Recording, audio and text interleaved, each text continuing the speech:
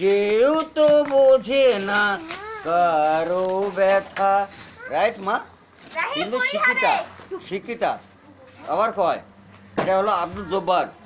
কি গান শোনাবো গো বন্ধু, মানুষের নেই মানবতা,